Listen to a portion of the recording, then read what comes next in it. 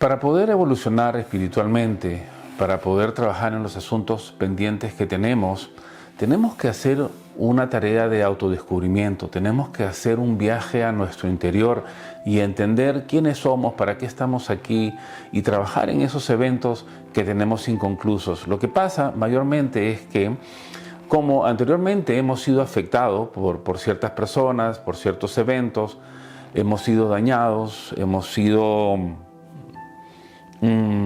¿cómo puede ser? Afectados de una manera dolorosa, tratamos de evitarlos, tratamos de no lidiar con ellos, nos ponemos en una actitud defensiva, no permitimos que la gente se nos acerque ni nos mencione sobre esos asuntos porque para nosotros es doloroso.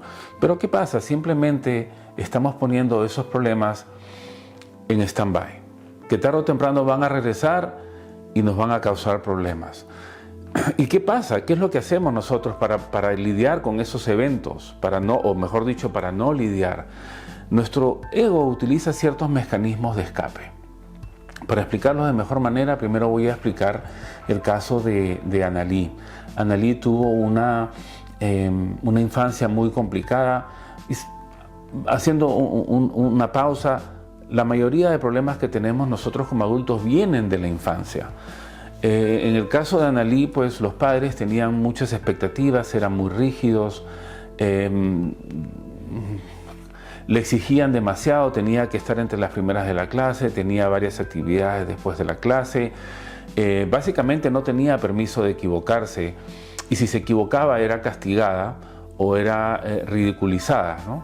Esto le trajo bastantes problemas en la edad actual, a la hora que vino a la entrevista. El nombre Analí es un nombre que he cambiado, protegiendo pues la privacidad de mis clientes. Pero el caso de ella era ese, ¿no?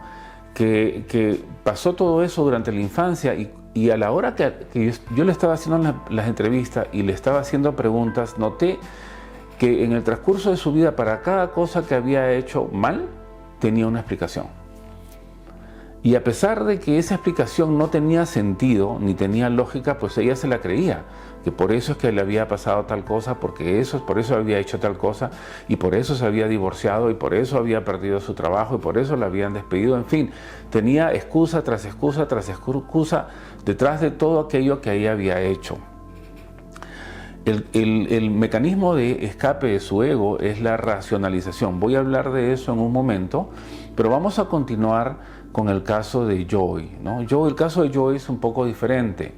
Joy, la infancia también fue muy complicada y lo que noté con Joy, porque también en la infancia era castigada por cada error que cometía, ¿no? Los padres muy exigentes, muy complicados, pero lo que noté durante la entrevista es que por cada cosa que le había pasado en la vida, alguien más tenía la culpa.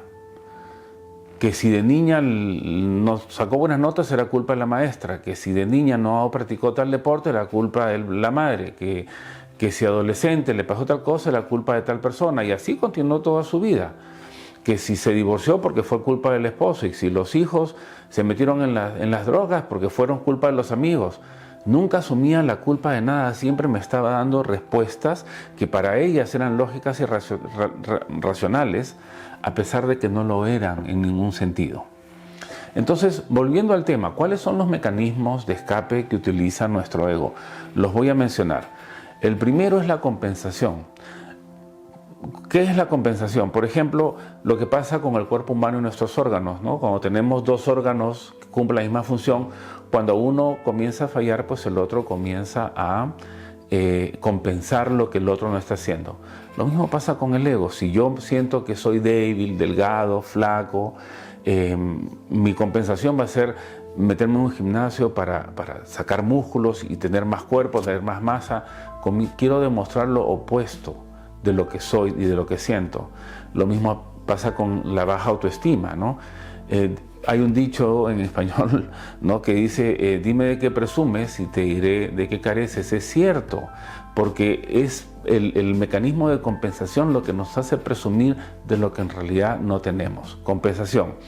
El segundo es dislocamiento. Dislocamiento es cuando al sentirme frustrado, no saber qué hacer, no saber cómo actuar, me dan ataques de ira, cólera, comienzo a romper cosas, comienzo a empujar, ¿no? Este es el tipo de gente que, por ejemplo, quisiera liberar su ira contra otros, pero socialmente no es aprobado. Muchos de ellos se meten a deportes de contacto, ¿no? Ya sea box o lucha, para sacar su ira de una manera socialmente aceptada. No digo que todo aquel que practique este tipo de deportes tenga ese problema, pero es uno de los casos, ¿no?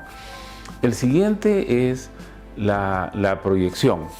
Y la proyección, lo que hacemos, ese es el caso el segundo caso, que es el de Joey. Comenzamos a culpar a todos los demás por lo que nos pasa. Transferimos nuestra culpa a alguien más, la proyectamos a alguien más. Todo lo que pasa es culpa de los demás y no de nosotros. No tomamos responsabilidad por lo que somos ni por lo que hacemos, ni por lo que decimos, ¿no? El siguiente mecanismo, y el penúltimo, es la introyección. ¿Qué es la introyección? Es cuando comenzamos a copiar las características, la personalidad, las cualidades de, por ejemplo, nuestros héroes, ¿no? Comenzamos a hablar como ellos, utilizar sus frases, comenzamos a gesticular, a caminar como ellos. Inclusive hay gente que comienza a copiar a sus actores y actrices de las novelas, ¿no?